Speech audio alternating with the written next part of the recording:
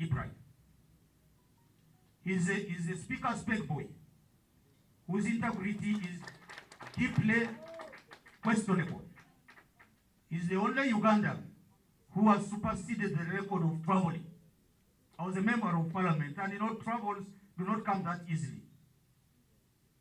That he has managed to travel for more days than exist in a period of 182 days. And we have evidence to this effect. For him, he traveled out of the country on purported parliamentary duties for 196 days in a year. When we were hunting for corrupt officials at parliament, Ssemujju would have been lined up as a culprit number one. I am shocked that such a person is heading the process of forming a new party. Is this going to be a party of the corrupt? Certainly it's going to be.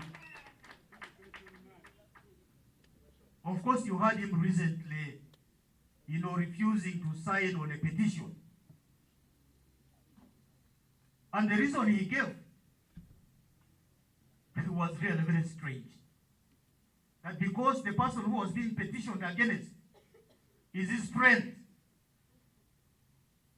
he would prefer not to fight corruption. Or that, on a person who is alleged to have been corrupted on account of the person being his friend. And these are people who want to kill FDC and form a new political organization, and they believe that it will appeal to the people of Uganda. I think they are daydreaming. Honorable Francis, I really laughed yesterday when I was watching the Morning Breeze, when Ssemujju in his stammering manner was questioning the knowledge of the law of a teacher of the law. And I think I want to thank the Honorable Sibambi for his polite demeanor. Because he remained polite, was like looking at this fool, who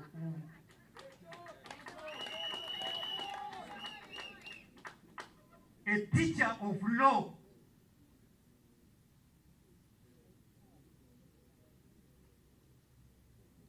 teaching in the Law Development Center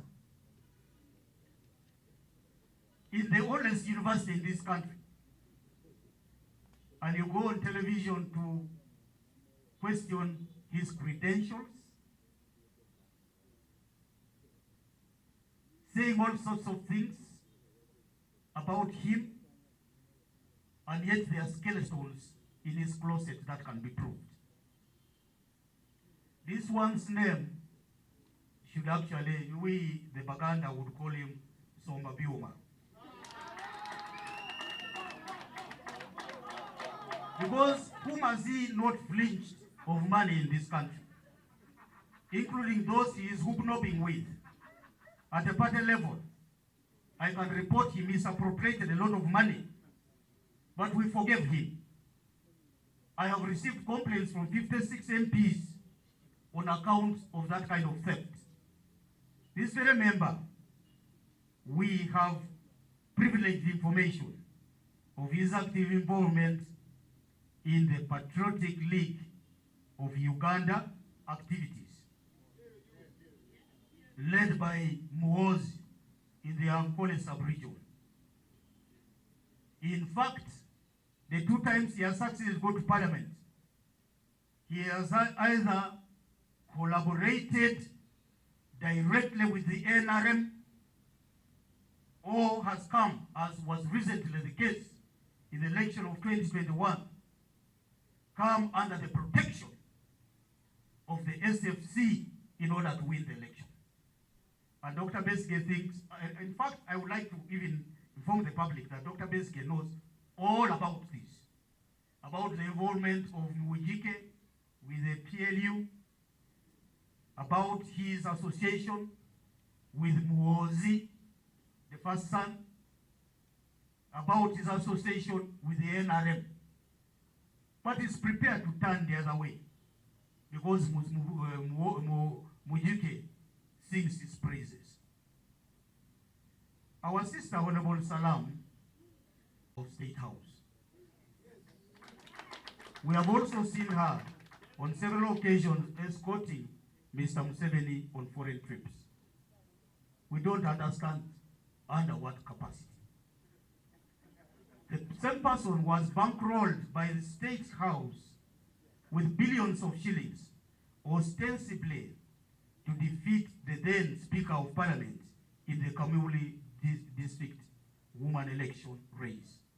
And I am going to say this with authority. Because in a meeting that had senior leaders, including Dr. Besigye, she confessed to this. I'm surprised that Dr. Besigye is looking for people who collaborate with the NRM, and yet just before his nose, there are people who do exactly that. Just recently, on the 26th of January 2024, she was invited and attended as a special guest at the NRM Liberation Day celebration in Buenge Town Council, Jinja District, which was presided by Mr. Museveni. We wonder whether the party that is about to be formed, which Honorable Salam seems to be the spokesperson, she was a master of ceremony in the purported delegates conference, represented on was represented by Salam on the NRM Day, or is an extension of the NRM.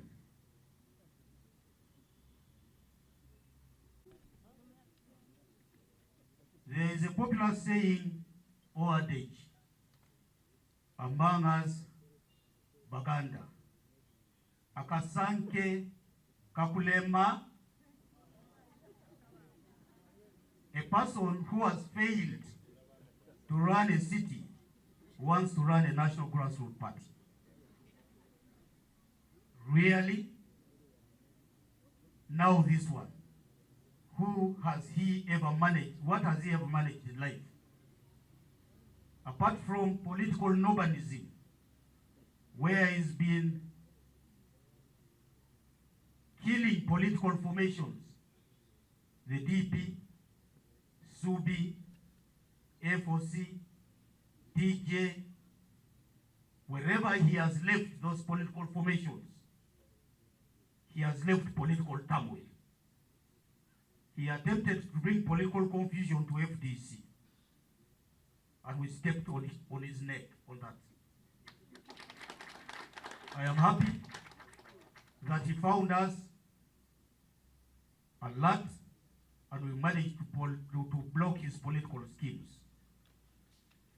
No wonder his only experience now is in presiding over a stinking city, full of potholes, and galvanizing political capital out of death, like the recent one of Tezi, where he is directly politically responsible, but only collects media to cry every day. He collects you people when he wants to shed tears so that he may be seen to be concerned about the plight of the people, so that he may win another election in the city.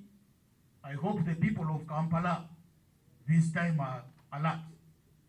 And I would like to take the opportunity on behalf of the FDC to tender our apology to the people of Kampala for fielding such a person as a candidate of the FDC for the mayoral seat of the largest city in Uganda. By the way, we saw General Saleh threatening to withdraw his support from him. When did sworn members of opposition like Lukwago begin surviving on support from General Saleh, President Museveni's young brother? Isn't this the same that will be transferred to the new party in the offing under the stewardship of Lukwago? We challenged Lukwago here about the letter, the simple note written by Saleh, and he nearly burst in neck. He shouted on top of his voice and said, "Look, don't go in that direction." Because he feared to be exposed. I have seen him recently saying he went to court. But he was suing the national newspaper. He wasn't suing Saleh, the author of that letter, and who was the first man to defend Lukwago over this. It was Dr. Kizza Besigye who defended him. Immediately that note came out, the next day he ran to the media to try to convince the country how clean Lukwago is. What's for Birigwa? You know that Waswa Birigwa